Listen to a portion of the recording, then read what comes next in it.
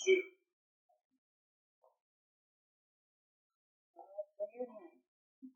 of Selectmen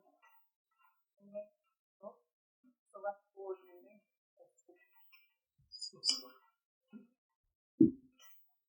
We're going to take citizens' concerns. Hi, this is a statement from July 9. I know that a lot has been happening with Piper Lane since then, but this is a statement from Green Acton. The statement asserts Green Acton's opposition to the proposed application currently under review for the Piper Lane 40B building project because it'll cause a number of unacceptable environmental outcomes in Acton.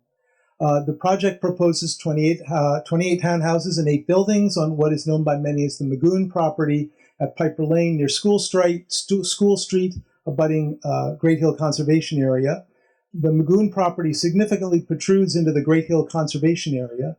This project would negatively and irrevocably impact precious conservation land, disrupt wildlife habitat and vernal pool uplands, destroy acres of trees and wetlands, demolish hiking trails, and increase our carbon footprint.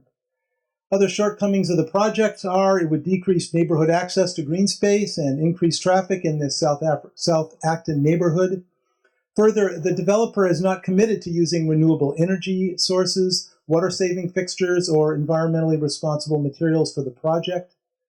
Beyond the environmental harms noted, Green Acton is mindful of the need for genuinely affordable housing for some of our most vulnerable residents, those with lower incomes, including some seniors and people with disabilities.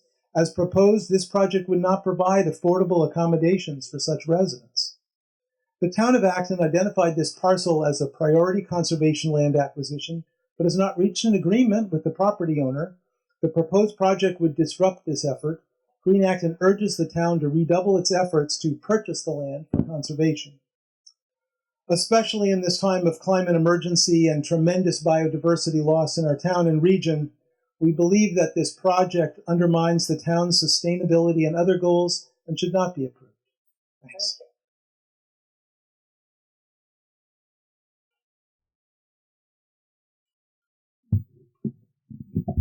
This is much better. Michaela Moran, 80 School Street. I'd like to read a letter that the attorney that SANA, the South Acton Neighborhood Association, has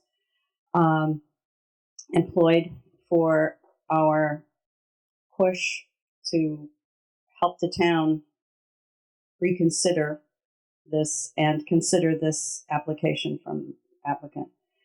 Dear members of the Board of Appeals and Board of Selectmen, I'm writing to express the South Acton Neighborhood Association's surprise and dismay with the apparent negotiated settlement between the Board of Selectmen on behalf of the town of Acton and the developer of the above referenced Chapter 40B development.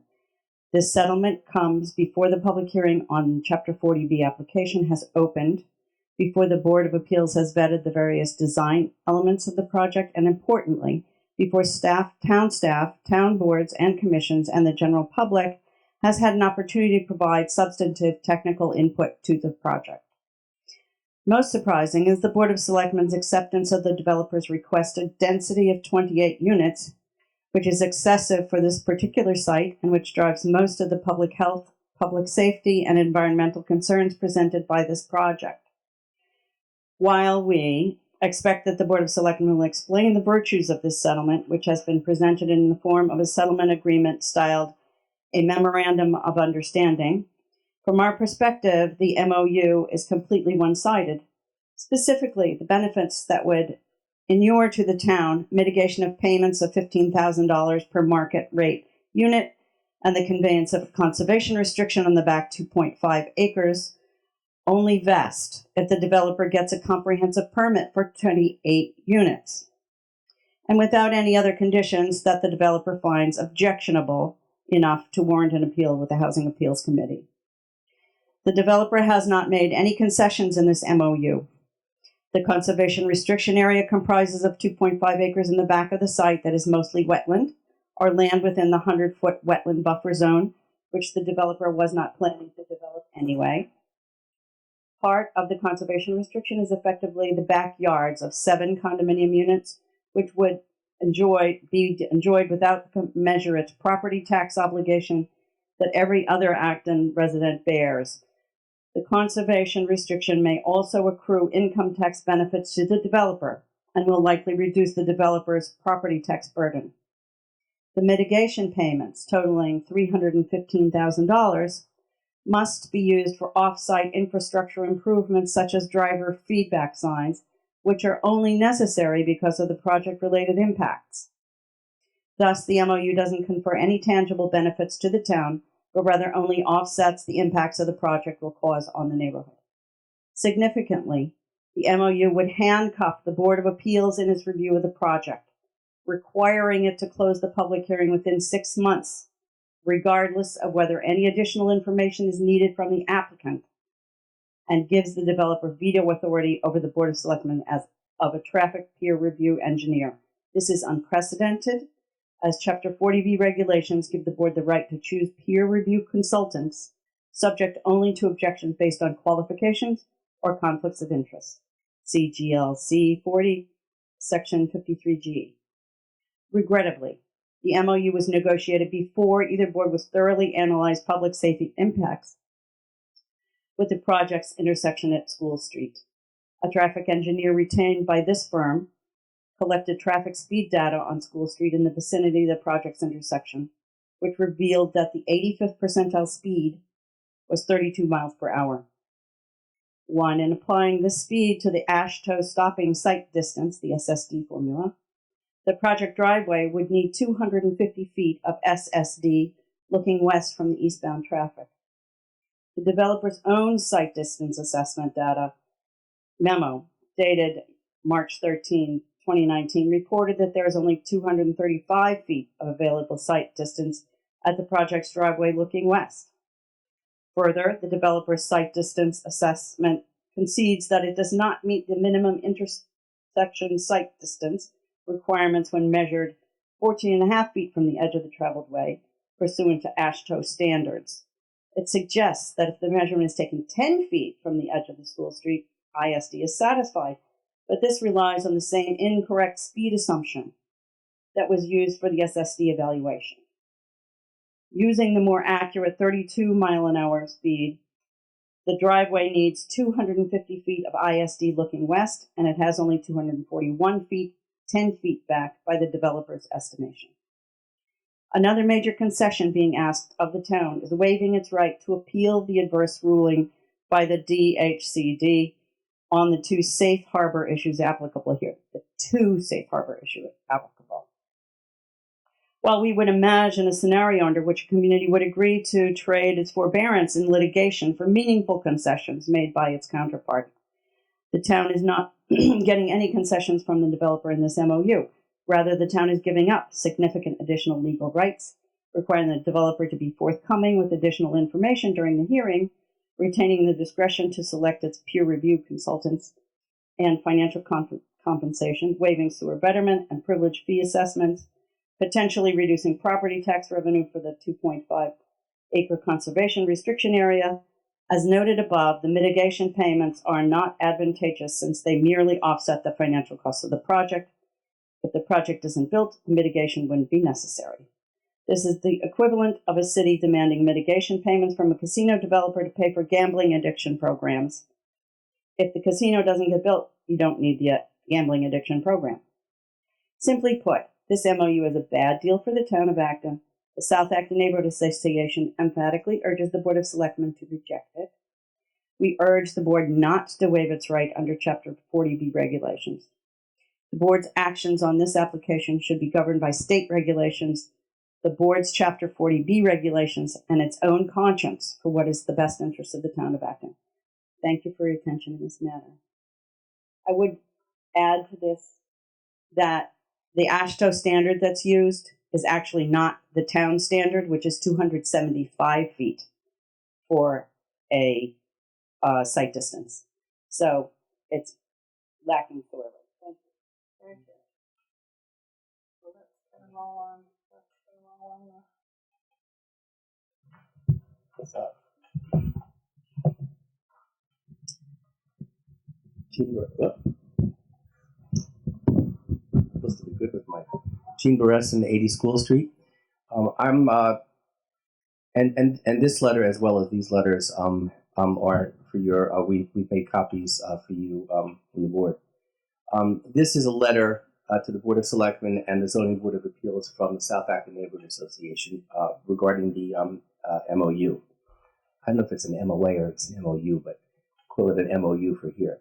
On behalf of the South Acton Neighborhood Association, SANA, now with over 520 signatures as of this weekend, in opposition to the Four Piper Lane development. We were astonished and outraged at the posting of this Memorandum of Understanding, MOU, attached with Four Piper Lane LLC with no explanation of what it's about. In this letter, which will be supplemented by a letter from our attorney, we will argue that the Board of Selectmen, in voting for the proposed MOU, put the town in potential serious liability by being responsible for the private drainage system, provided inadequate rights to the developer, and undermined its own ability or the viability of the town's right to condition the Piper Lane development. Now, prior to this event, we were under the impression that we, as many members of the neighborhood and hundreds of SANA members, had the unqualified support of the BOS in opposition to the Piper Lane development for the many reasons that were documented in your own letters of objection, which I won't go through. And we thought we were working together to ensure the proper affordable housing for the town of Acton, which we are really, truly in support of. Now, the following outlines the foundation for SANA's strong objection and hope that the BOS would reconsider its position on the proposed MOU. 1. The MOU states that the town is waiving its rights to appeal the 621 DHCD decision regarding Safe Harbor. It was proposed and voted on by the BOS with 2 members absent, hours before the deadline for the appeal for the DHC decision was reached. Hence, the process of considering the appeal was predetermined without input from citizens of the town. We weren't notified.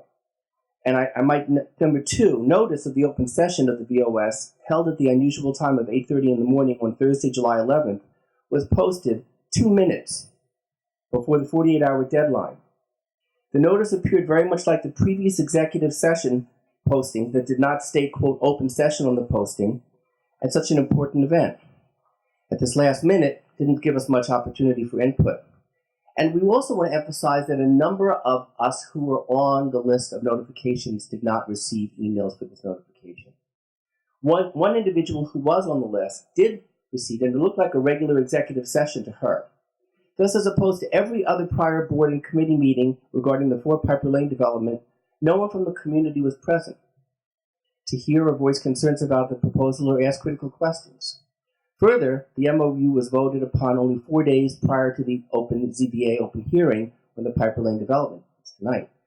Additionally, the BOS had ample time between the June 21st DHCD decision and July 11th BOS meeting to seek input from abutters and citizens about the merits of appealing or not appealing to the DCHC decision, but the BOS failed to do so. Number 3, the MOU states that 2.25 acres would be, quote, conservation area with a, quote, conservation restriction. However, this is completely unbuildable land at the rear of the site behind the new condos. The land has no allowable use different than such proposed by the developer. And it's totally unusable to the builder in that it largely consists of artificially constructed drainage bordering on wetlands and parcels around the building structures that can hardly be construed as conservation or open space. And I might refer you to Andy McGee's very eloquent note about the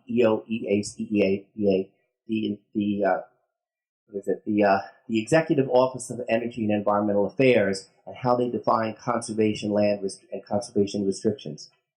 Nor can it be used for passive recreational use as a combination of wetlands and a constructed drainage structure. So it seems to relabel the design of the developer as a conservation land. This will be a huge liability to the town to have to care for the drainage structure of a condominium association.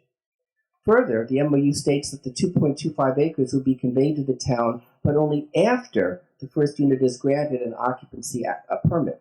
This allows the developer to proceed during ZBA review with the ludicrous claim of qualifying as a, quote, open space development in order to attempt to leverage exemptions under that designation. And they have, as Mr. Ringwald has said in numerous presentations. Once these designations have been leveraged to their benefit, the land is reduced to 4.25 acres, and that obviates any and all benefits from having an adequate amount of open space to the condominium complex. In fact, they're only going to have 4.25. Number 4, the clause states that, quote, safety and traffic issues would be assessed by a mutually determined third party. This is highly improper, allowing the developer to veto any reputable third-party professional. The ZBA should retain an independent traffic engineer to peer review the developer's traffic study. However, the applicant should not get to choose the independent evaluator. This should be the sole discretion of the town and not the applicant to assure complete impartiality. Further, we would urge the ZBA to require that the evaluator use Acton standards rather than national standards. In previous in traffic safety independently retained by SANA and the developer, the latter's evaluation used national standards, which were totally inappropriate for our community, and it should be noted that in both studies, they demonstrated some serious failures to meet safety issues. And that is really the most important. That's the heart of the matter here. This is really unsafe. And I'm off the script here, but we just have to live with our own conscience. Even right now, going around that curve, around Piper Lane, with bike riders, with pedestrians, with dogs, 2 of my dogs were hit. It is treacherous, and this is going to add to safety issues. And God forbid anything terrible happens, and we've overridden local and national safety standards for the sake of 7 affordable units. While an MOU could be beneficial to the town, and many could be, and we're not opposed to MOUs, this MOU appears to represent a pay-to-play proposition. It's highly improper, if not unethical. This MOU, if agreed upon, will set a disastrous precedent for future 40B developments and send a clear message to the developers to sweeten the pot and lean heavily on our ZBA to approve your project. So in summary, the MOU is not in the town's best interests, which hands over rights to the developer, leaving Acton with significant liabilities. In particular, the MOU's gratuitous allowances for, quote, safety considerations that are at the heart of our objection do not mitigate the serious deficits in sight lines, stopping distances, length of a single access road, and space between intersections, and lack of a second means of egress. No amount of mitigation proposals proposed and agreed upon, whether physical or financial in nature, can offset the adverse and downright dangerous effects of this project on the neighborhood. Given the prior opposition letters and discussion of the BOS has made regarding the development, particularly regarding safety first and foremost, town goals and objectives, historic preservation, environmental priorities, neighborhood integrity, and the integrity of the developer, we demand that the BOS reconsider its support of the MOU and retract its vote to approve the document.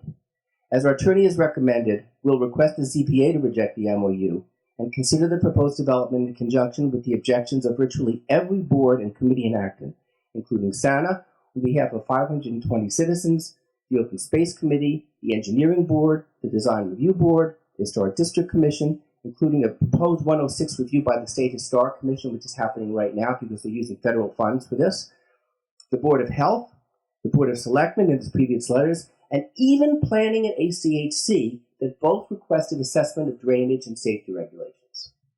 We sincerely hope that in light of these concerns, the BOS will revise your decision and allow the ZBA an objective review without constraints, pressure, or influence. And above all, we want to work with you to support affordable housing in safe, accessible ways in concert with the town's 2020 plan. Thank you. Thank you. One more.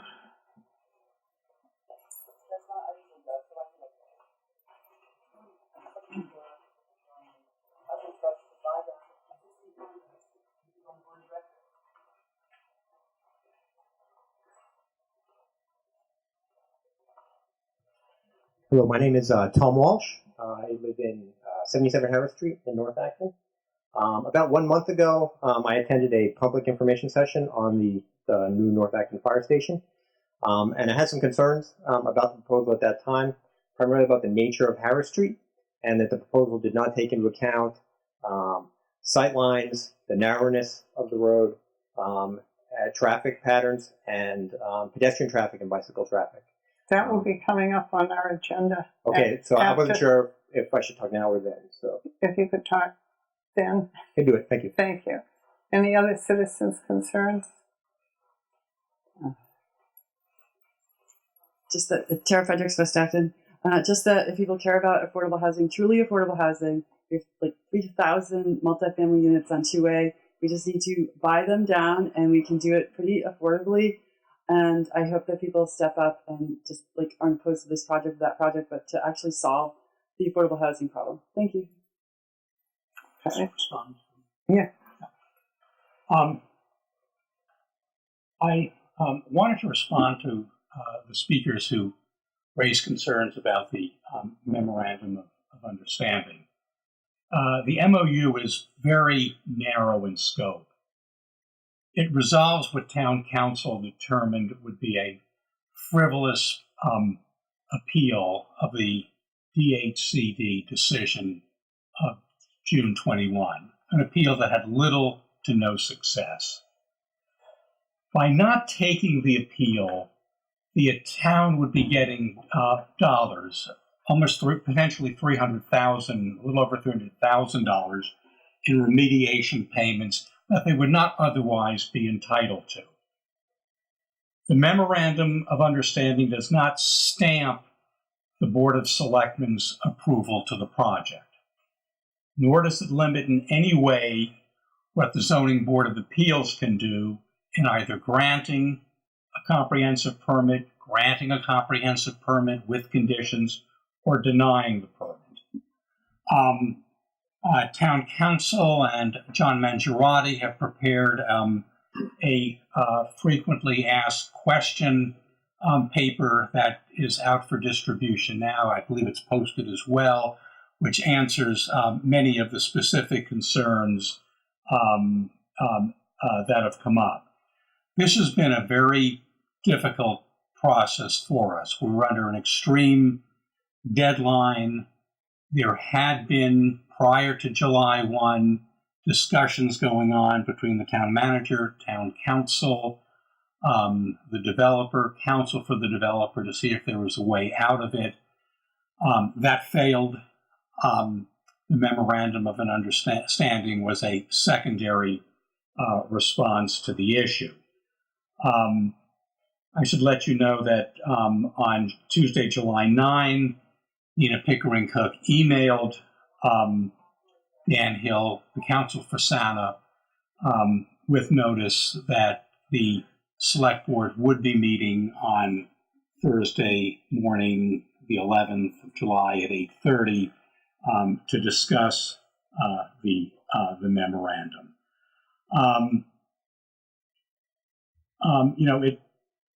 It personally, just I probably shouldn't do this, but personally, I remain, as a member of the prior board, very, very much against this project. And what I would most like to see is a fact-based denial of the comprehensive permit request by the ZBA that would be sustainable by the Housing Appeals Committee. That is essential, a fact-based denial. It can't be on emotions or hard feelings or whatever. It's got to be a fact-based denial on safety and engineering issues that the Housing Appeals Committee can sustain. That's key. That's the ball game. Sure. Yeah. Go ahead. So a lot of people are wondering, what was it that you were trying to get out? Because it was our appeal, we could have just dropped it. So what was the sense of urgency? If you could explain that, that'd be helpful. Oh, that's very simple. The decision of the DHCD came down on June 21. The either party who wishes to appeal has 20 days to take an appeal. That's a hard deadline. It's a hard stop. The parties in the matter, the town and the developer, can't by agreement extend that to another 10 days. So it had to be done within that period.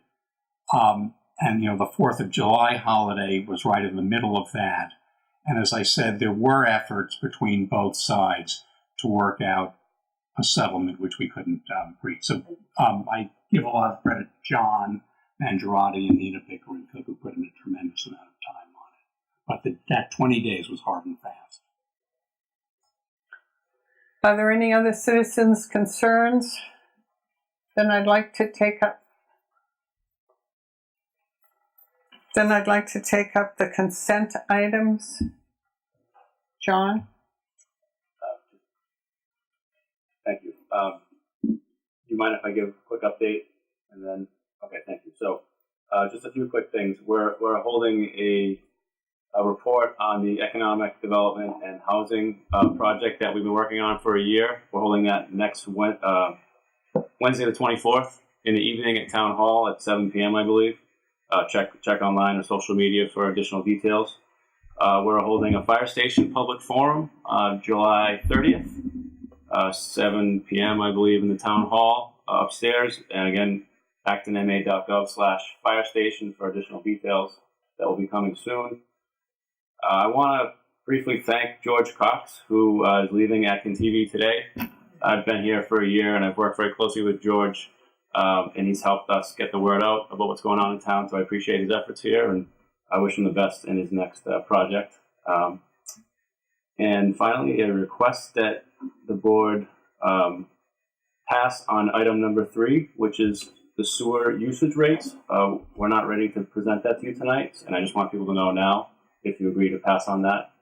And secondly, if you would agree to take the consent agenda first, I would appreciate that as well. Yeah. Okay. Consent agenda items. Number 11, accept gift, Acton Police Department, of an electric motorcycle from Versa Oil.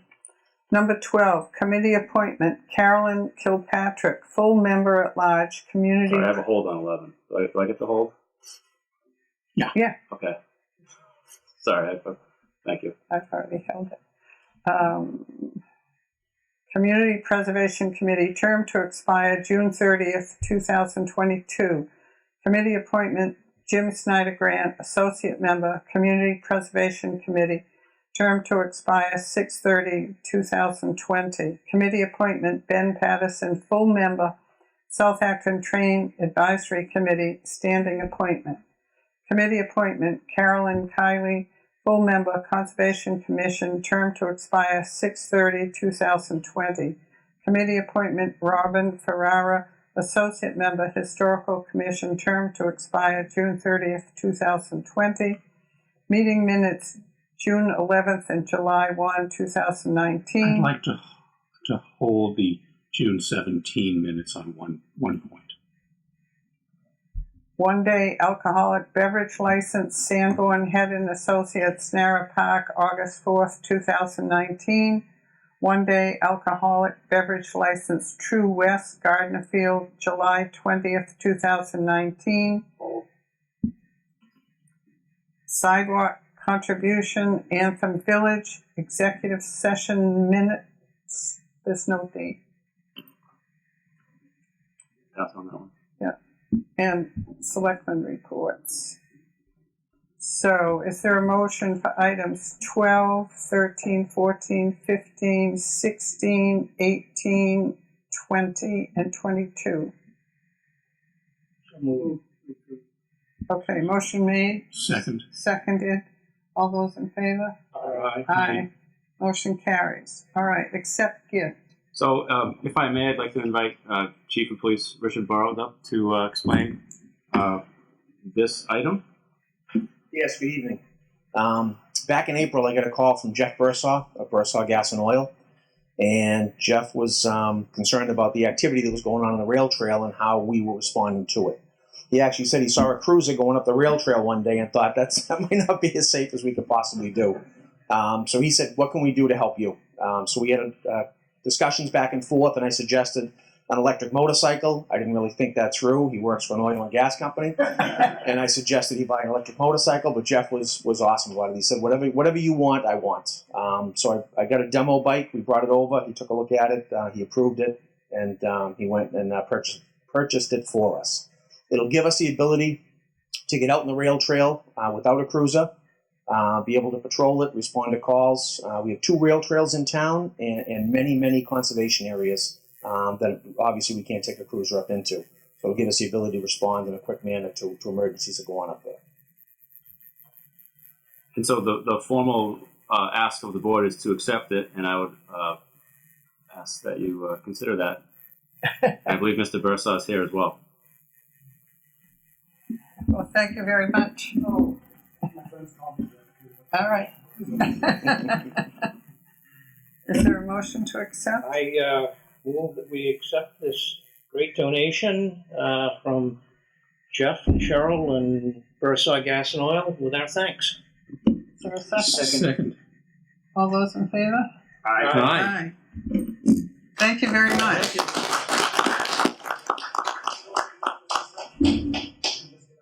Sure.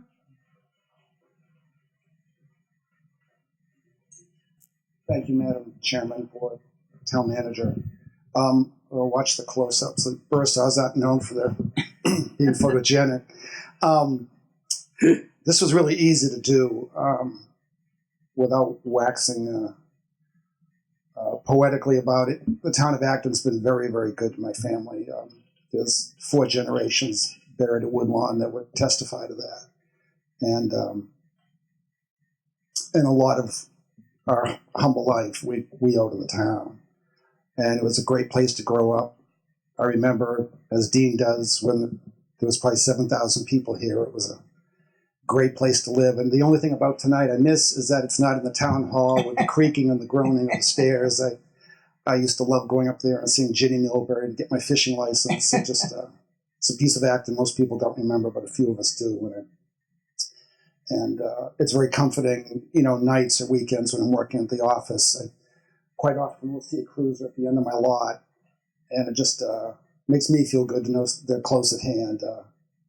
I've always found Acton Police and Fire to be just incredibly, you hear so many bad stories out there in the news, and it's just not in Acton, not that I've seen in 62 years of living here. Just they're real gentlemen and gentlewomen, and I just can't say enough. And it was a thrill to be able to do it. And the one last thing I'll say, because your time is important, is I want to give it in memory of my Aunt Betty and Uncle Frank Charter, who would be Dean's parents. They were the finest individuals I ever knew. And they were Aunt Betty and Uncle Frank to me since I was 2 years old, not because they were blood relatives, but because they earned the title. And the apple didn't fall too far from the tree warden's tree. So thank you very much for accepting this. Thank you very much. A lot of history. Thanks.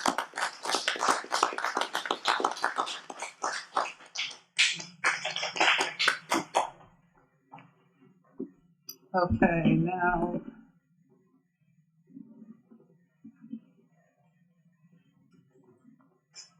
one-day alcoholic beverage. Somebody help? Yeah, I helped number 21. Lisa had a, was it 19? I'm sorry, yeah, Lisa had a, I don't know what this is, E42. Is this a town, it's not a bylaw. It says nobody can drink alcohol in this park except for the people.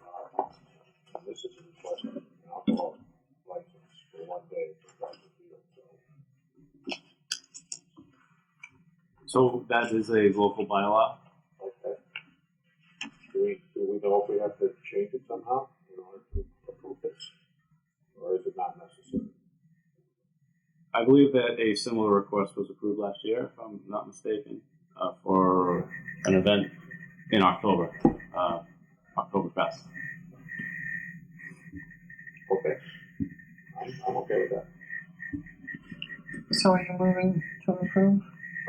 Yeah, I'll move to approve the 1 day alcohol beverage license for True West for Gardner Field on July 20th, 2019. Is there a second?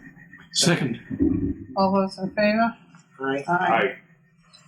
Motion carries. Minutes of what? June 17th. Yeah. I had one question with regard to numeral 3, item 11. Discuss Board of Selectmen goal, change name from Board of Selectmen to Select Board. The vote is reported here as 3-4 and 2 against. The 2 against, it said Berry and Gardner. As I remember it, the vote was 3-4, 3 in favor, 1 against. That was Joan Gardner, and Dean Charter abstained. So if it could be corrected, 3-1-1. Okay, so we'll bring that back. Yes, if we could. We can also just move to accept the minutes of. I'll move to accept the minutes of June 17th with that correction. Second, yeah. And July 1, as we held. Oh, yeah, sorry. June 17th with correction and July 1st. Okay. Second, is it? Second. Second, all right. All those in favor? Aye. Aye. Anyone opposed? Motion carries. And the executive session minutes don't have a date. We have the dates, so we can get back to this one, Okay. if that's all right. So we'll go back to the regular agenda. North Acton Fire Station presentation. Yes. So as I mentioned in the opening remarks, we have another public forum coming up on July 30th, and we've been trying to keep the Board of Selectmen and other groups as involved and up to date on the project as possible. We're at a point now where we're ready to make a presentation with some meat to it that has some things that the board can look at, and we'd love to have your feedback. I'm pleased to be joined tonight by members of the internal team that's been working on this project. Of course, Chief Hart is here with us, Assistant Town Manager Mark Hald, Teresa O'Leary from the Finance Department has been helping us out, and Brian DeFilippis, who's our Owner's Project Manager, and Todd Costa, who works with Castle Booth, who's our architect on the project. So Todd is actually going to give a presentation, a brief presentation, and we look forward to your comments and questions, and we can answer any other questions that come up as part of the process. Okay.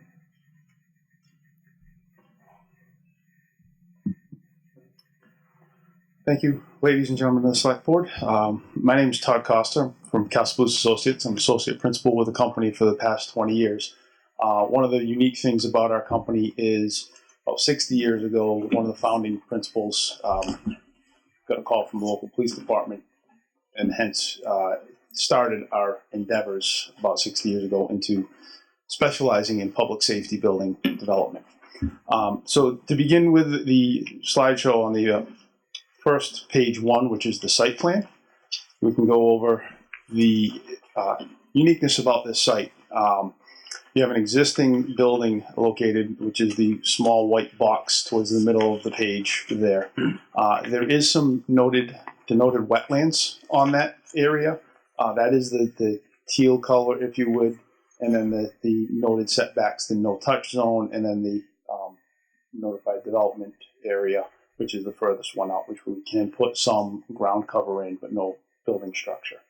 The red dashed line on that plan is the property setbacks. So as you can see, our site keeps getting smaller. Excuse me. To the large white mass is the proposed new fire station. Approximately 12,300 square feet of building there. We'll get into that in a little bit. To the right-hand side of the drawing, the southeast corner, if you would, that is the public parking area or public entry area. So what we try and do is separate, as you can see, we have 3 separate entry points onto the site. We try and separate where the public comes in to visit, where the fire equipment enters and exits, and also where the first responders come to, and that's the rear parking lot to the northwest corner of the site. So that would be the first responder or the staff parking area is located back there, and we try and accommodate all the driving patterns and the turning radiuses of the vehicles in this. If you go to the next slide, please. This describes some of our process. So when we initially started working on the project, we want to explore as many options as possible to zero in and make sure that we're getting the right fit building for the department, the right fit for the site, and the right building that's going to respond to the community in Acton. So this shows actually two of our 5 options that we explored. Option one was a 2-story option. So we looked at trying to condense that building footprint as tight as possible and give the building a little bit of presence on the street. What that does is it increases the safety risk where you have your people who are sleeping and relaxing on the second floor. When they get a call, they have to either go down a pole or a set of stairs. We try and say neither of them are the safest option. So what we've gone to is a option 5, or where we've landed is a iteration of option 5, where it's a single story, all one floor plate. So that way the living quarters and the fire apparatus are all on the one flush floor plate. There is, you can see in option 5, what's called an upper floor or a mezzanine that is used to incorporate storage functions, as well as open up some possibilities for training, on-site training for the fire department. Best way to save some operational money is to give your firefighters a location that they can come to and train without having to leave the town. Next slide, please. Excuse me. So this is the preferred option, or the proposed option, kind of nicely colored, but the red areas are where what we call firematic. They are the firefighter support areas. They are storage. They are SCBA fill, fire apparatus storage, the turnout gear storage, turnout gear cleaning, things of that nature. The green area, or the teal area, if you would, is their living quarters. So that is their day room, their kitchen, their dining room, their lounge area, as well as their bunks and their locker rooms, and then the bathrooms. We have the lavender area, or the purple area on the bottom, which is their watch room. That is where they can go to file reports, listen to radio activity, as well as when the vehicles need to respond. From that location, they have a good view up and down the street to make sure that the oncoming traffic is clear, and they are basically a set of eyes and ears for those individuals that might be within the truck getting ready to respond. There is a laundry. There's actually 2 laundry rooms. There's a deconted laundry room that is part of the red area. So that is for when they come back from a fire, they can shed their gear and their clothing from the fire and get that cleaned up there. There's also a laundry room that is part of the teal area that is specific for their uniforms and their daily activity and bedding, so you don't have to mix across those 2 elements. There's also the dark red area, which is a conference room training area for them, so that they can do the written training or classroom type training in those locations. The yellow areas that are indicated there, public restroom, public lobby. Sometimes people do end up coming here for first responder blood pressure checks or things of that nature, so that's where the general public would come. Next slide, please. From the point that we established a floor plan that seemed to work for the department and work for the consensus of the board, we started developing elevational options. What's the building really going to look like? You can see 4 options here that kind of have a similar but different flavor. One of them's drastically different. But we try to get a consensus with the board, the group that we're working with, to see what they felt would fit appropriately within the community. After that meeting, they kind of asked us to kind of mishmash or jumble a couple of these together and see what would come out of it. So if we go to the next slide, you can see what we call option E, which is a one iteration where it's a traditional style. You got a base to your building, mostly brick, colonnade with a couple of pediments. Again, fire apparatus is on the left, living quarters, and those functions are on the right. And we have an element that's in between that kind of separates the 2 really different masses. And that's really what this becomes, is it's a massing exercise, because you have just 2 different scales that you have to compete with. So a couple of different iterations on this, or views, if you could. Next slide, please. This is from one approach going down the road, and the next slide would be from the other approach. So you can kind of see how it kind of fits into the neighborhood. This is actually, I think, a little bit closer to the parking lot than it is on the road. But so from that, we also developed the preferred option F, because we can never leave anything alone. So if you go to the next slide, please, which we felt as though was just a really interesting, a little bit more modern style, but relates back to the more traditional materials and a creative use of those materials. A couple of features within this is you get not a skylight area, but a clear story light above the apparatus bay doors. This brings a lot of natural light into the apparatus bay, makes a safer work condition and cleaner feeling work condition in that area. Still maintains everything else that we were talking about, and all of this is low slope roof. It's not flat roof. So we are still taking into consideration snow load, water, things of that nature. So again, for the next two slides, you look from either direction on the roadway. And this is just the two different changed colors in brick and a couple of different building materials. So.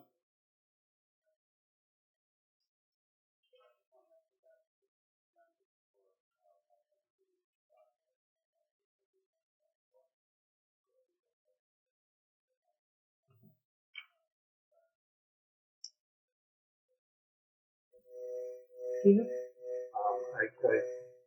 you have built-in privacy for female firefighters? I know that's been an issue for fire departments. Yes, I kind of went quickly over it, but if we could go back to the floor plan, which I believe was Slide 3. Slide 3.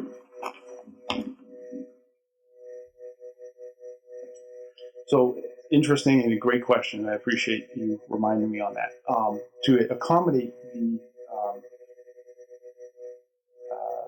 genders, multiple genders in the fire department, and to address that, what we've done is we have individual bunk rooms for all the sleeping quarters, and then the locker rooms aren't really locker rooms. They are ante-rooms to those dormitory areas. They actually have a sliding style door, not a pocket door. It's actually a face element. If you would, that gives them privacy. And the privacy for that not only allows them to gather their stuff and bring it into their dormitory for their shift, it also allows a sound separation so that any kind of activity that might be happening out in the hallway, the sound has a multiple level of areas that it has to get through. For bathroom facilities, we actually accommodate that by having individual, in this case, 2 separate single-use restrooms, restroom showers. And then the 2 yellow areas that are towards the bottom portion of the screen, those are actually just single-use, or as we would call them, unisex toilets. So they can be gender neutral as well. Okay, thank you. Any other questions? Dean? Steve? Nothing. Thank you. Looks very good. Thank you. So just before we move on to any further comments, as part of the design process, Castle Booth is selecting a traffic consultant to do some traffic study work related to not just what goes on Harris Street, but how it impacts both the intersection at Main and the intersection at Great Road. So that work will begin, probably, it may have already started, but that'll be happening soon, and that'll be available to us as we continue this design process. Do you plan to present to the Finance Committee in the next couple of weeks? I would love to do that. Yeah, I would get on. They are very eager to see that the project has moved along, and we'll be ready for December 10th. Can the chief say anything? Yes, he can. Good evening. Thank you for having me. What would you like me to say? We're excited about the process and checking out all these different designs. So we're appreciative that the architectural firm can offer so many renderings and so many options. So it's lively discussion against modernism and contemporary or traditionalism. It's interesting to go through the process. We've hired a lot of great consultants, and we feel we're heading in the right direction with all of our endeavors or questions, such as unisex bathrooms and how we operate, traffic studies. I know there's concerns in the neighborhood, so we're trying to address everything as we move forward. Thank you. Okay. David? I was just wondering if the department had a preference for design E or F. That's a work in progress. Maybe we want to talk to the design review board and really get what the town wants. We're looking for a functional practice. I know my parents have a place in Western Mass, and it has the light roof. Lots of, I don't know whether it's just glass or skylights or what, but it looks very open and nice during the daytime. Yeah, we're excited about the options. But it's a different kind of look for the town. The building is much different look. Thank you. Did you have a question?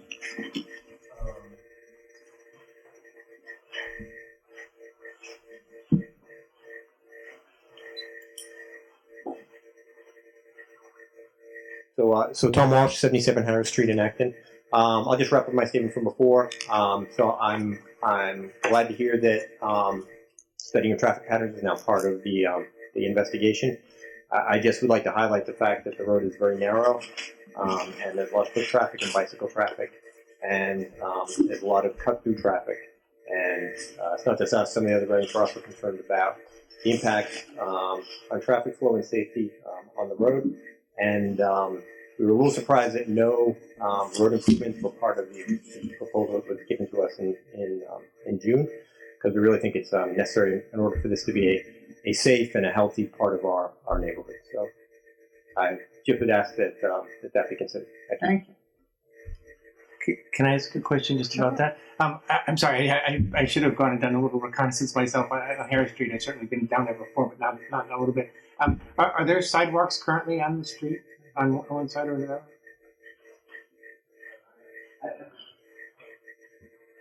There are sidewalks up the other end near Great Road on one side, but they stop about halfway by Alexandria, I think, Road.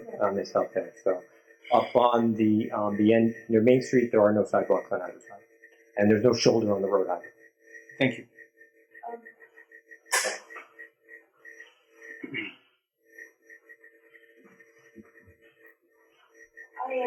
Okay. Identify yourself. I am really not. Could you identify yourself, please? Excuse me? Oh, I'm sorry.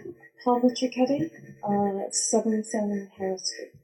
I really had no intention of coming up here to talk. It's not my thing.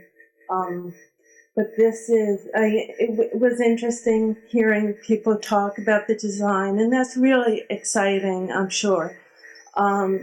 But I have some really deep concerns. On the top of Harris Street, there's quite a steep hill that cars come in.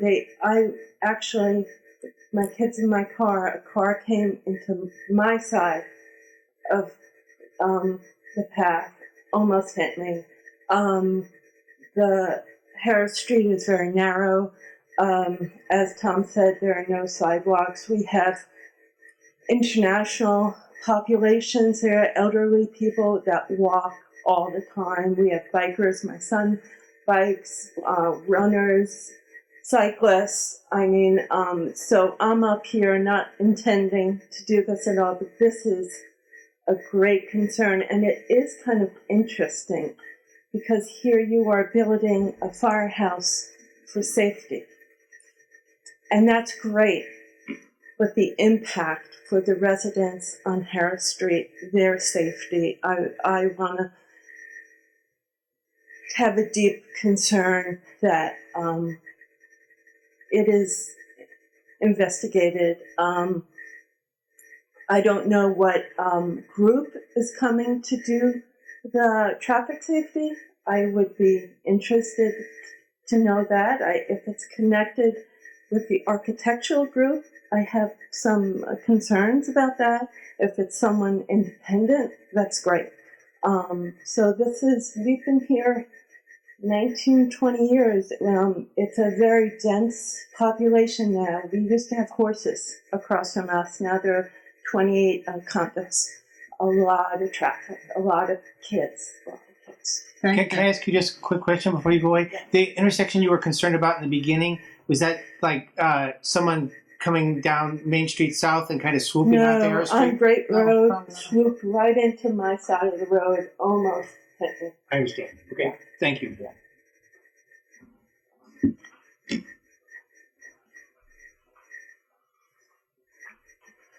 Jim Snyder Grant, I had a question if that was okay. Yeah. The first one was whether we had any, either any modeling or just architect's intuition about energy intensity compared between the various designs. Is there one that's going to be using less energy?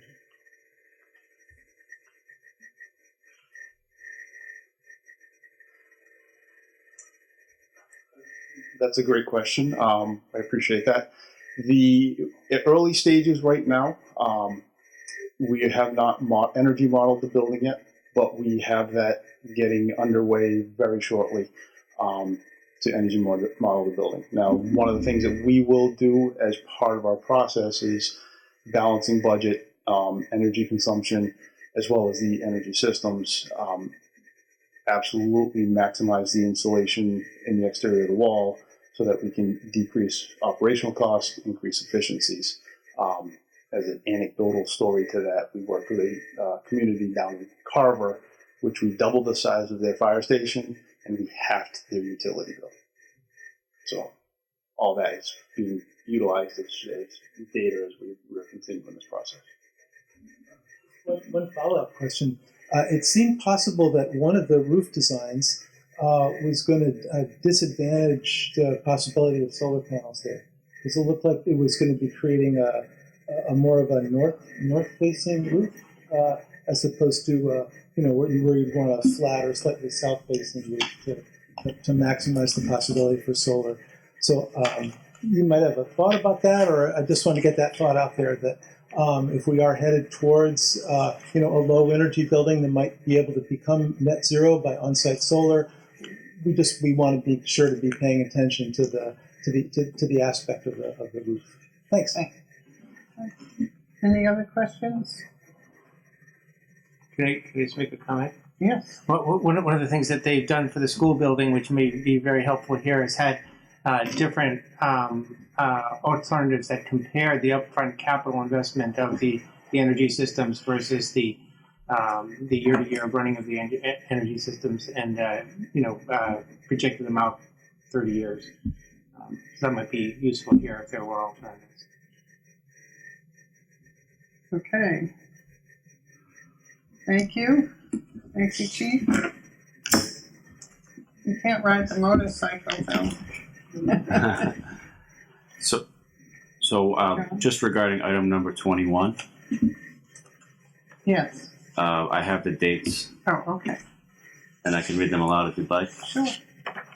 The executive session minutes are May 6th, May 20th, June 13th, June 24th, and July 1. So 5/6, 5/20, 6/13, 6/24, and 7/1. All right.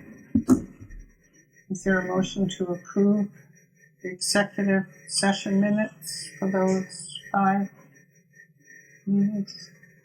Do we get to see them ahead Yeah, of? are they in the package? They were provided, but we can certainly. I didn't see them in the. Were they in the package? They're in the. We can. Because the initial package we got, I did not see them in there. They were in there, sure? Oh, I see. Okay, I missed that. Okay, I'm sorry. Oh, I missed that too. we have to approve these by a certain time. Maybe we could just have a moment to read them. Or is that not? Why don't we plan to do it again soon? Are we okay if this would be at our meeting on August 6th? Would that be okay? It may not be. To be honest with you, I mean it's minutes, and I think we're having a good faith effort to approve them tonight. I think we need more time to review them, and maybe if that's stated, that could be sufficient to provide more time. All right, so we'll continue to hold on the executive session minutes for May 6th and 20th, June 13, 24, and July 1, so all board members can review them.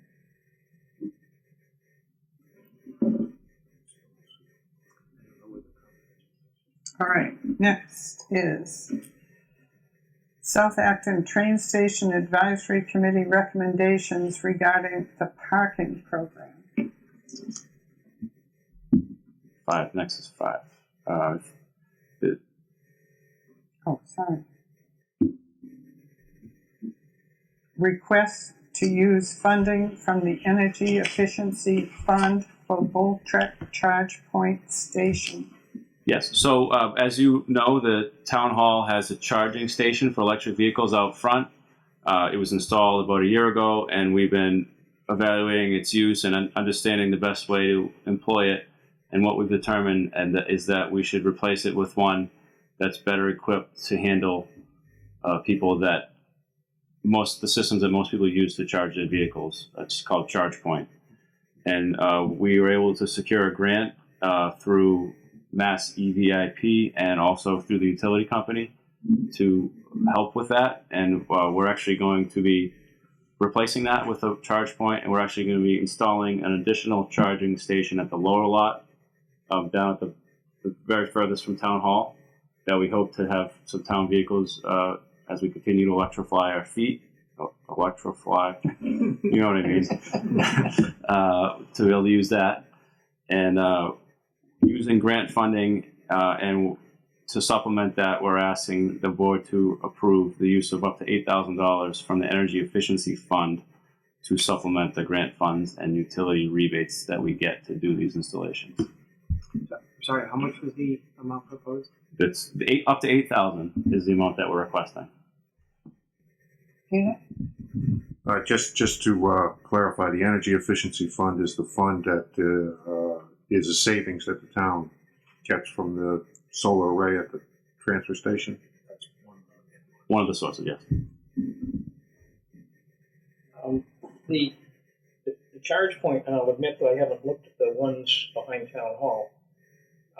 If a member of the public wants to use it, is there a fee attached to it with a charge card, or how does? Yeah, so one of the limitations of the system that we have out there right now is that there's no way to allow people to pay for it or to charge in the way that they want. So what many communities have and libraries have that have these out front is you can go up to it, plug in, and if you have a charge point thing, you can get the first 15 minutes or first half hour for free, and you can pay some regular amount for however long else you want to stay there. And that's something that the users of electric vehicle users have asked us. We've gotten a lot of feedback from people that use them. And that's one of the things that they said is, can't you just make it a charge point like everywhere else so we can, if we want to stay longer, we can pay for it and it's not causing trouble. And we think it's a good solution from that reason and other reasons. Great. Yep, sounds great. Thank you. Just a little. Yeah, we have a member on the board apparently. So and you can program them to be whatever charging methodology you want. The ones at Alewife, for example, are free all the time. The ones in Concord, I think, are free for the first hour or two. I forget, and then you can set them to be whatever you want. Thank you. Will we be able to charge the new motorcycle? Yeah, I think so. We'll see. I hope so. So do we have to take any action? If you could vote, if you would consider voting to approve that request, I'd appreciate it. All right. So moved. Motion made. Second. All those in favor? Aye. Motion carries. All right, now, South Acton Train Station Advisory Committee recommendations regarding the parking program. Dave? So if you remember, at our last meeting, we started discussing this, and there were like too many options. And so the board, the sense of the board at that time was that we should go away and consolidate the options and make a specific motion.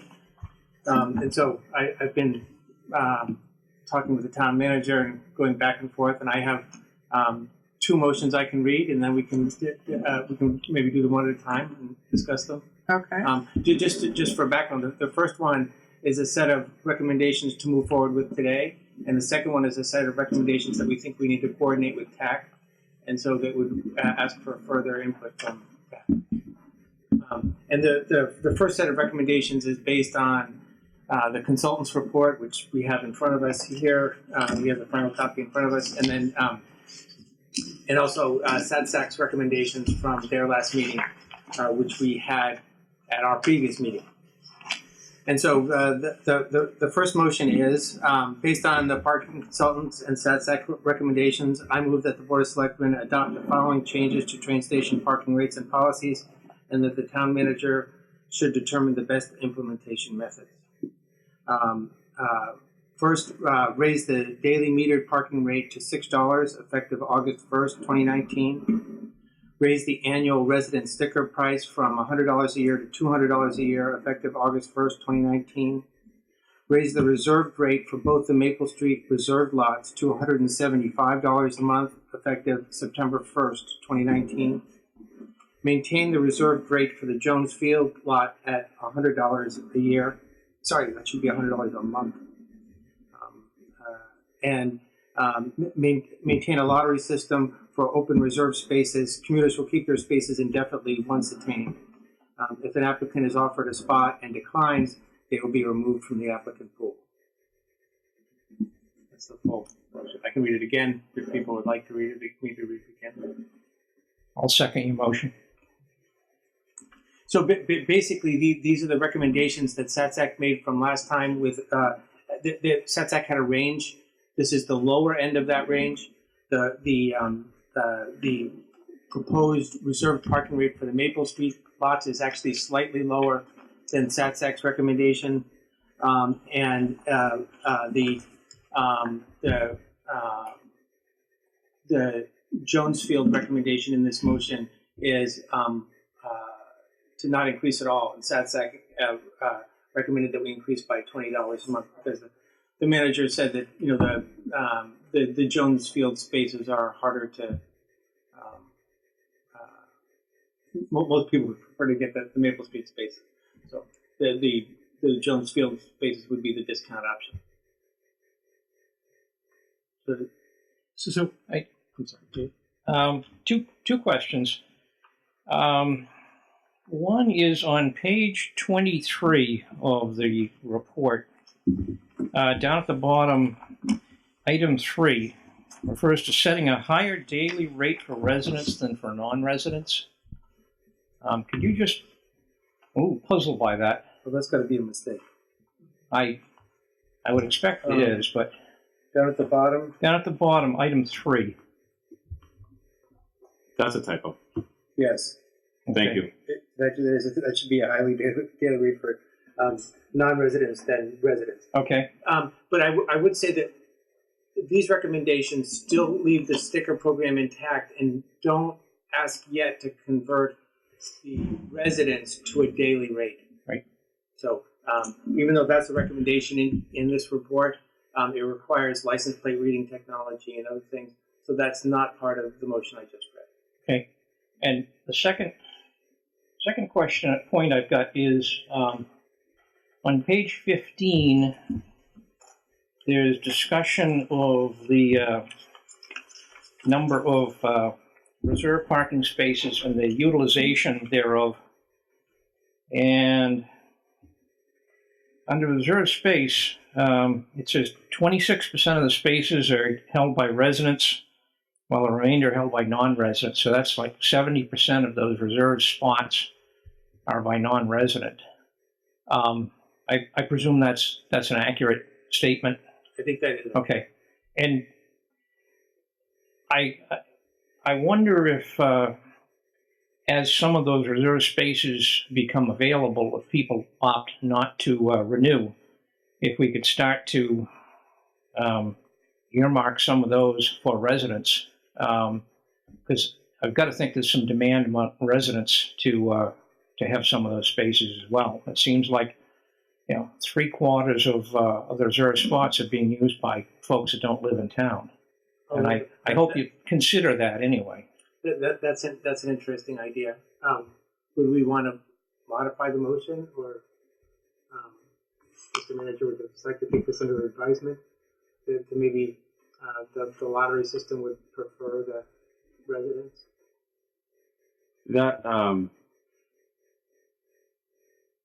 That would present a challenge in administering the lottery unless we identified exactly which spaces.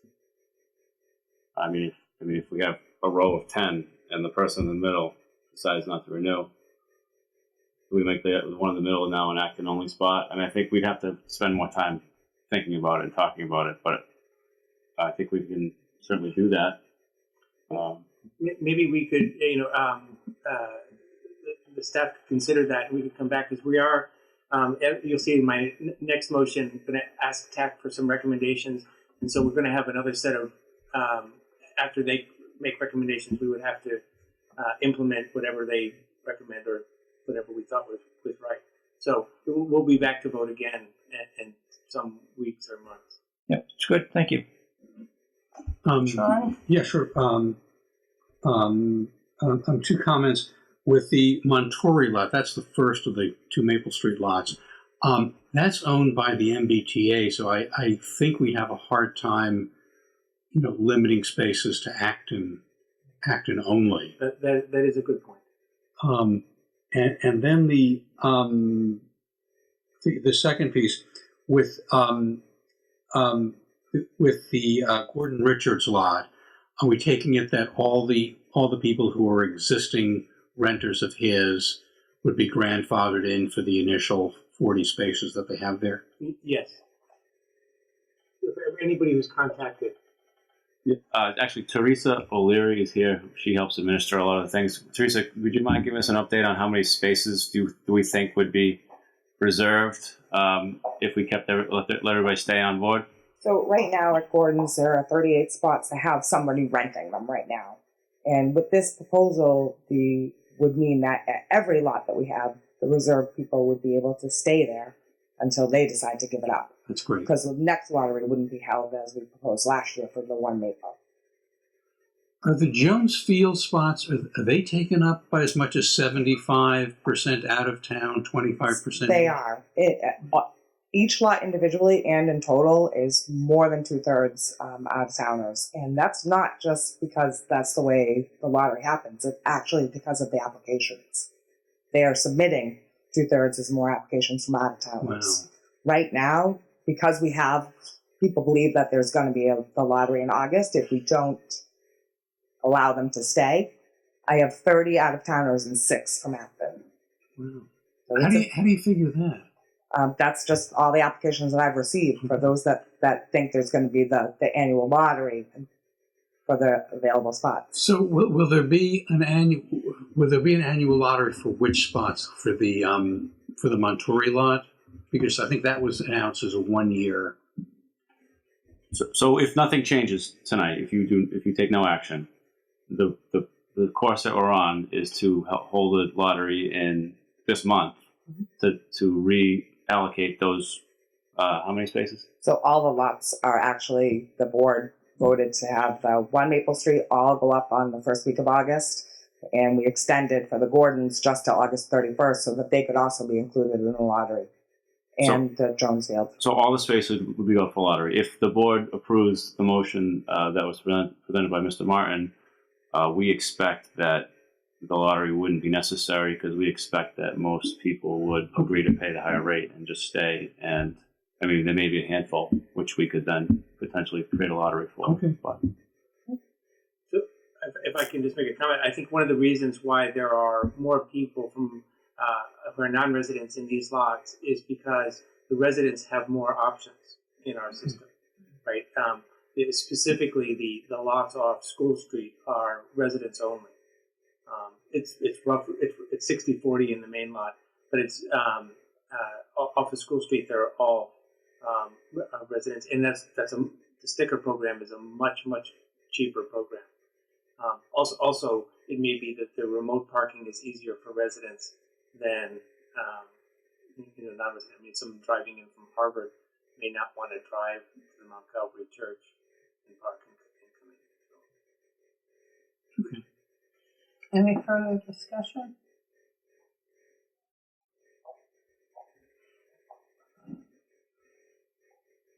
Are we ready to vote? Sure.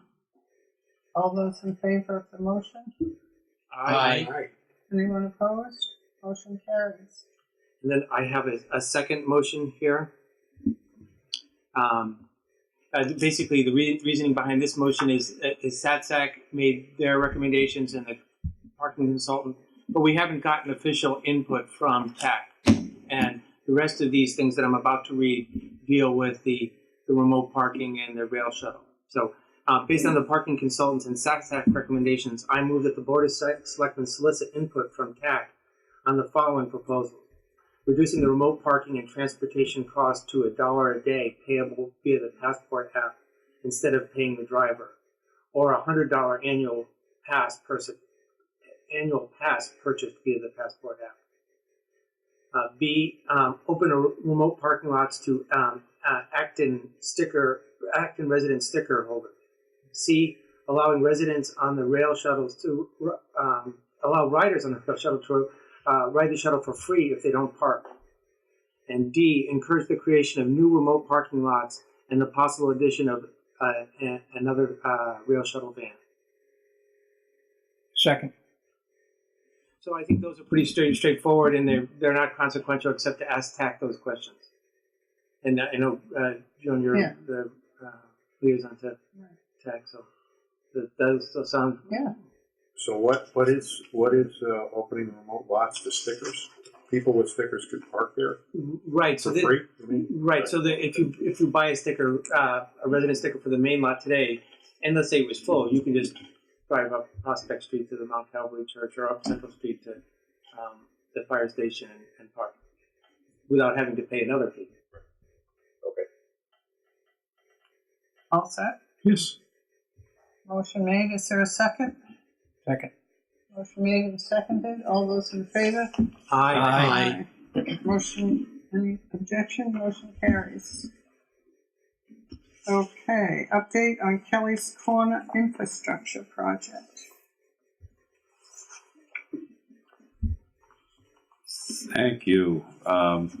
It's been a few weeks since we've had an update on this project, so I have a brief update from staff perspective, and I believe Mr. Benson has additional input.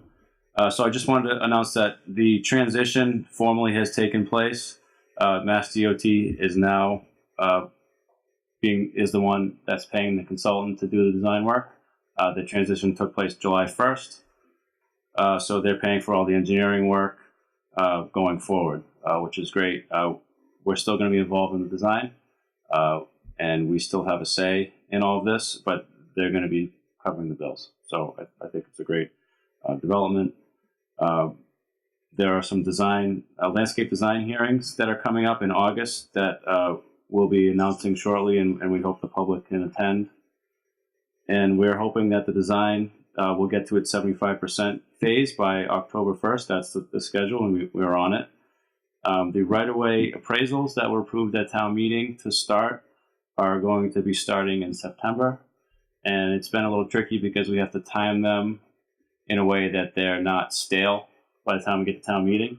So we've been doing a lot of work on scheduling to figure out exactly when to do them, and we figured that out, and we'll be doing that work starting in September. I'd like to announce that we're working with a consultant with the planning office and the land use department to look at ways to help our local businesses in Kelly's Corner to find strategies to help them. Once the construction starts, it will create impacts for businesses. So we're getting started now to work on strategies to help these businesses stay in business and do a good job while the project is going on, because it's an important part of our role. Once the process starts is to facilitate communicating with them about what's going on with the project and other things. So we're going to look at some best practices from some other projects around and come up with a plan to make sure we're as helpful as possible to the business community in Kelly's Corner. Anything else? Touched all the bases. I think Dean is an associate member of the committee. So you have anything to add? No, I think it was the session we had last week was great. Meeting with the landscape architects. I think there's a lot of work to be done on that, but certainly they're following through, and I'm excited. Next item. So just the dates. I think the dates they're tentative right now, but just so people can pencil them in.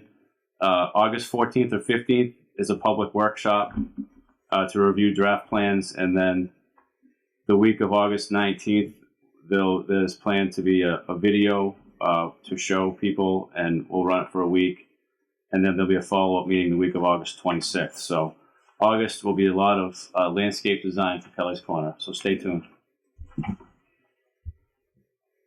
Okay. Item 8, discuss recent open meeting law complaint and delegate response by July 19th.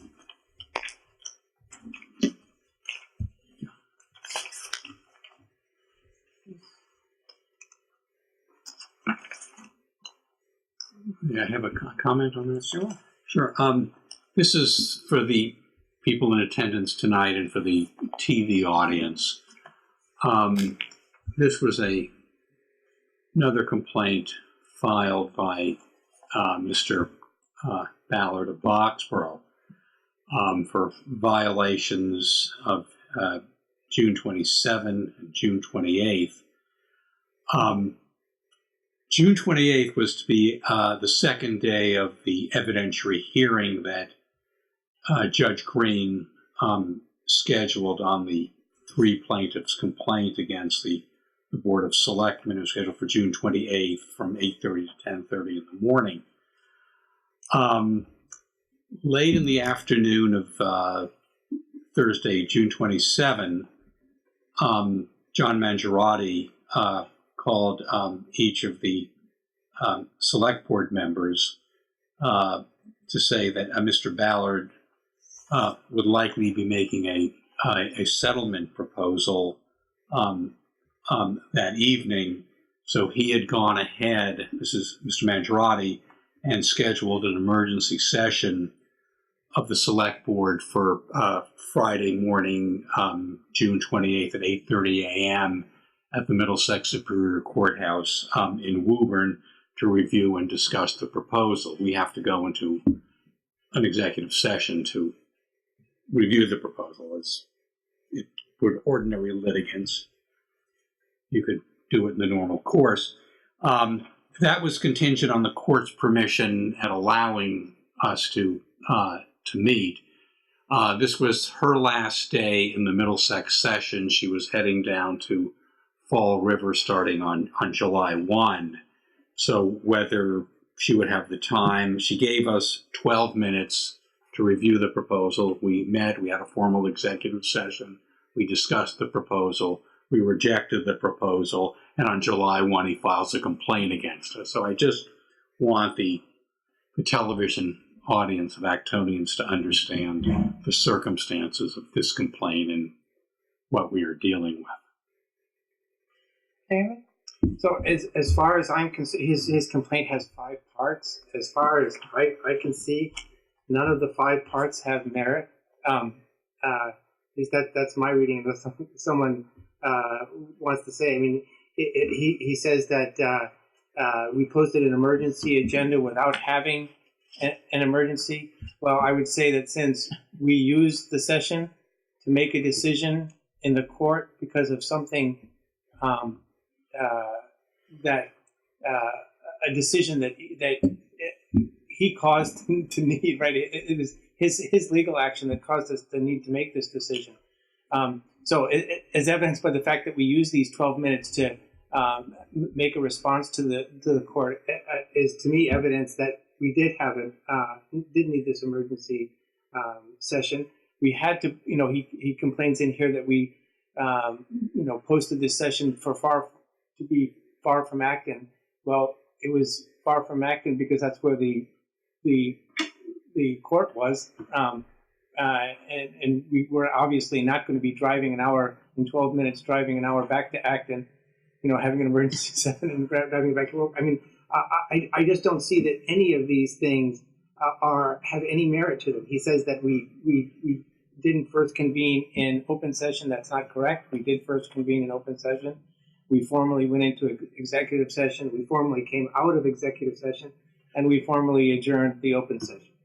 So, does anybody here see that any of these points has merit? Zero. Yeah, that's my opinion as well. And also the proposal that we were waiting for came in at 12:03 a.m. on June 28th. Okay. So I would move to delegate the response to the town manager and town council, and that it's the board's opinion that the 5 allegations in this complaint are without merit. I'll second that. Motion made and triple second. All those in favor? Aye. Anyone opposed? Motion carries. Item 9, board to discuss the DEP hearing regarding the Concord water intake valve plans. We attended it. Yeah. Madam Chairman? Yes. Yes, I asked that this item be placed on the agenda. I'll speak to it briefly. This is not related to the ongoing litigation between the town of Acton. This is, I believe, a separate matter regarding an application from the Concord Water Department to extend and improve and replace the water intake line at Nagog Pond. It was a DEP hearing that was held last week. A number of selectmen were in attendance, and it had actually been posted legally. It occurred to me that there seems to be some significant differences of opinion and perhaps facts that were presented between what was presented by the town of Concord and what was presented by a citizens group, specifically regarding elevation of the intake line. Is there a possibility that the intake line that's being proposed might actually be capable of getting water out of the pond 10 feet deeper than it presently is being taken? And if so, would that require that there be an amendment filed by Concord to their Water Management Act agreement, permit, I should say? So I put this on just so that specifically we could talk about it and see if the town wishes to intervene in any fashion through the town manager or through our special counsel on this issue. I believe that we have until the 30th of July to add additional information and send it into DEP. And some of us were there, so just wanted to make sure that we had a chance to talk about it. Well, my question was, does this differ from the site plan? Well, and I come sort of late to the table on this whole process, but it appears that that there are several different sets of documents and plans floating around out there. And I think more than anything, it's just a lack of clarity that I find concerning about this. It appears from what I've seen that there was one set of plans that was submitted which showed two water intakes, one at 210 feet and one at 200 feet. And then a later set of plans that showed the lower intake removed but replaced with a blind flange, which, as I understand, basically is they took off the water intake and just put a metal plate on it. If that's the case, I'm concerned that at some point, if the infrastructure essentially exists there, it would be fairly easy for Concord to appeal or to just go ahead and proceed and put in that lower intake, which I think might have some serious impacts on the health of the pond and the water supply.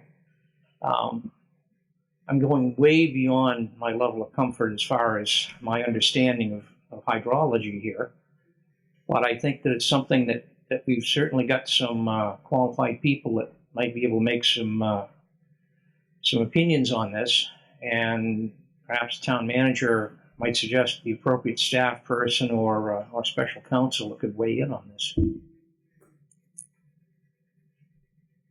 So, thank you.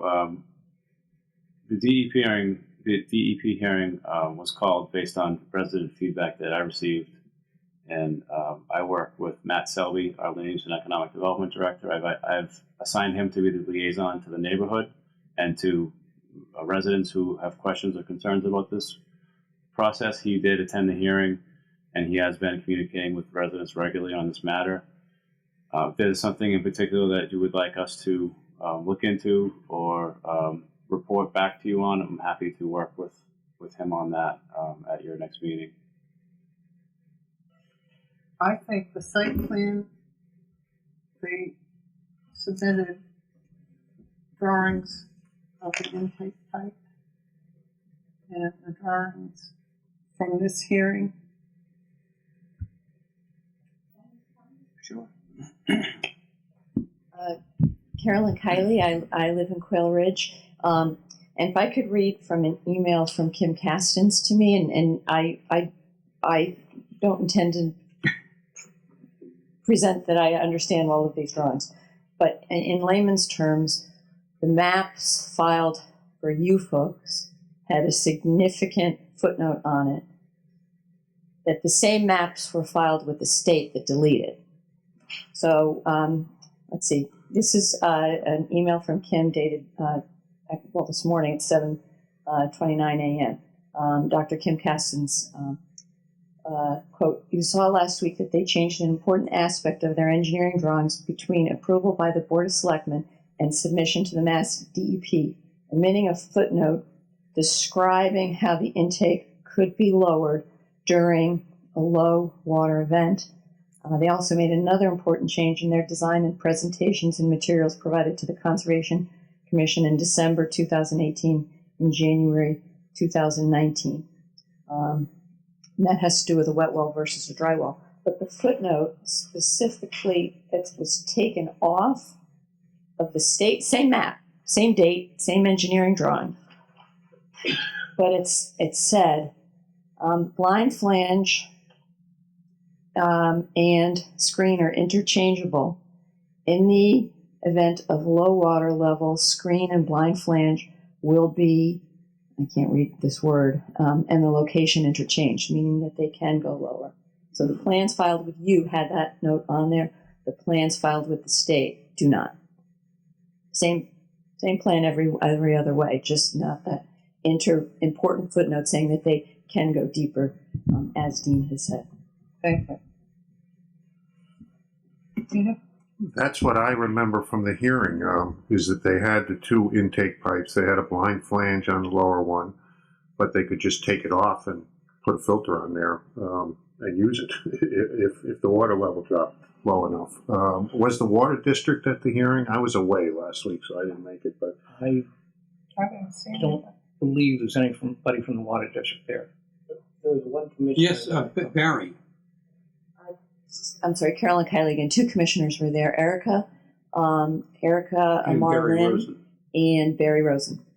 I mean, my two comments would be, first of all, we approved in our special permit the plans that they submitted to us, and that's what we should require them to build to and ensure that they comply with that. I'm not sure this footnote makes, I don't know exactly what difference it makes, but the other thing is the water issues. I'm not sure we have the expertise on our staff to be able to deal with that. I think that we could get the water commissioners or the water district involved. Maybe the Water Resources Advisory Committee or something has the expertise to address the issue of low water levels and drawing more water and what that might mean for the health of the pond. But Well, I can take it to Rand. I think to Dean's point, we just have to decide whether we wanted to make a comment, because you need to make a comment by the end of the month if you want to be able to have any standing going forward. And I think the big difference here is that if they just move the intake down, they can draw the pond down 10 feet lower. And as I understand it right now, where 2A is, that's about 225 feet, and the pond is about 217 feet. The main intake is 7 feet below there, so 7 feet underwater, and they have another one 10 feet below that. So they could. That's pretty dramatic, because that would, if they have to use that lower one, they'd be means the pond is at least 10 feet lower than it is today. I think that's pretty dramatic. As I understand it, it would require different permitting. But to Peter's point, if they're not building what they said they would build, that's important. And whether that plan should be there or not, that's also important. There was also a minor point made by Dr. Castens and others that even the main intake may be 7/10 of a foot lower than it's allowed, because there was some confusion over the elevation reference for. So even that one, the main one that they're proposing, may be slightly lower than they're permitted for. Well, I think from my point of view, again, with not a great deal of background in this, it would seem to me that that if the existing permit for the town of Concord is they can take water at 210 feet, yet they're proposing infrastructure that will allow them to take water down to 200 feet, it would seem to me that that would require a change in their Water Management Act permit. And it's to that point that I think the board might wish to submit something to DEP to raise this as an issue.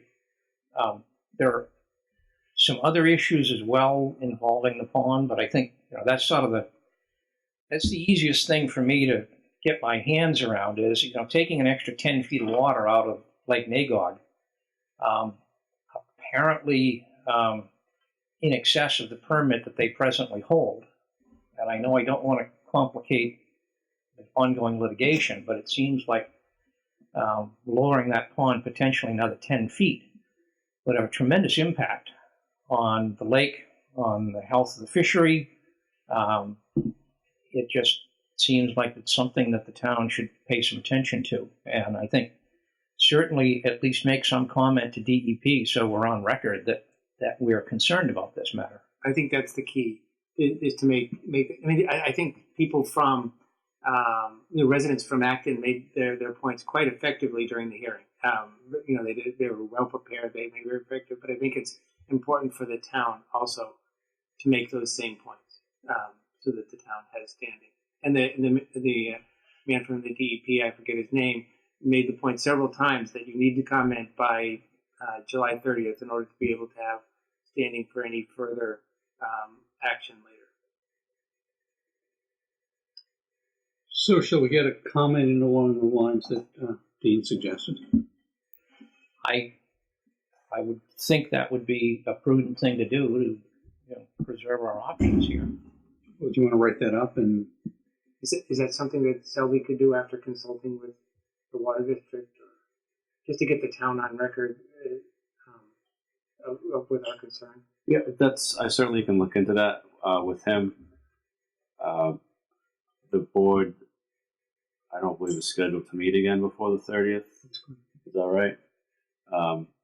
There was a pending request at an earlier meeting of this board to have a joint meeting with the water district. We've been in the process of coordinating that with Chris Allen, the district manager. I believe it was discussed at their meeting, maybe tonight at their meeting. Whenever they last met, they talked about a joint meeting. If that's something that you want to try to accelerate, I think it was probably going to be in August. I think it'd be helpful to have that sooner. We can look into that. Short of that, yes, we could work with folks to identify something to put in writing to submit on the board's behalf. It may be helpful to have the board approve it first. Yeah, I would move that the town manager work with staff, water district, and other interested parties to develop a comment letter to be sent to DEP by July 30th, expressing our concerns about possible impact of this new infrastructure and how that might impact Concord's Water Management Act permit. Second. Motion made and seconded. Any further discussion? All those in favor? Aye. Anyone opposed? Motion carries. Thank you. Thank you. Okay, town meeting, special town meeting warrant. So earlier this summer, the board voted to call a special town meeting for December 10th. And I was just bringing it forward to see if the board wanted to close the warrant at a date certain. It helps us with planning and kind of defining the scope of what we're working on. It's going to be a very busy summer and fall preparing for that. So the sooner we can define that scope of work, the better for us. So you could, for example, vote to close the warrant tonight. You could vote to close it a week from now. You could vote to close it a date certain. And we can bring it back on August 5th if you wanted more time to think about it. Yeah, why don't we have it on the agenda? Just so I'm clear, closing the warrant means we close off any citizen petitions. We can still add or create the warrant. That's the past practice in this community, yes. So closing the warrant is limited to citizen petitions. Yeah. I would move we close the warrant tonight. I'll second. All those in favor? Aye. Motion carries. Okay. Are there any other items? We have no citizen petitions right now. No, not that I'm aware of. No. Any other business? Is there a motion to adjourn? So moved. Second. Motion made and seconded. All those in favor? Aye. We're adjourned from our lovely meeting space in the Acton TV.